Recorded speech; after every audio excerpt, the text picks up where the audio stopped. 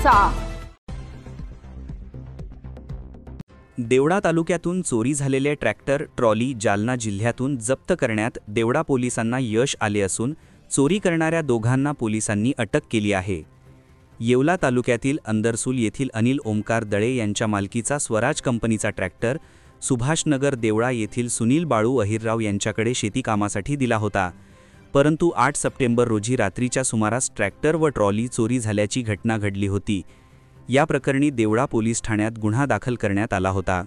वरिष्ठांच्या मार्गदर्शनाने देवळा पोलीस निरीक्षक सार्थक नेहते यांच्या नेतृत्वाखाली पोलीस हवालदार भास्कर सोनवणे व संदीप चौधरी यांनी तपासाची चक्रे फिरवत सीसीटीव्ही फुटेजच्या मदतीने ट्रॅक्टर मनमाडमार्गे नगर रोडने गेल्याचे स्पष्ट झाले होते।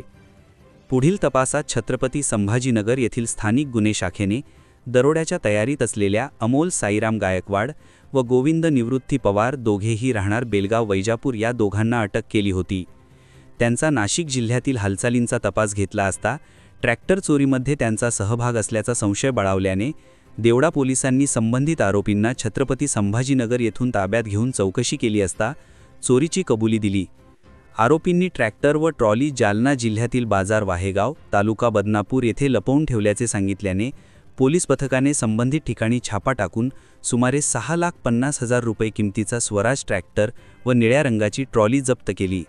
आरोपींना न्यायालयात हजर केले असता त्यांना 10 ऑक्टोबरपर्यंत न्यायालयीन कोठडी सुनावण्यात आली असून या यशस्वी कारवाईबद्दल पोलीस हवालदार भास्कर सोनवणे व संदीप चौधरी यांचे वरिष्ठ अधिकाऱ्यांकडून कौतुक करण्यात आले आहे।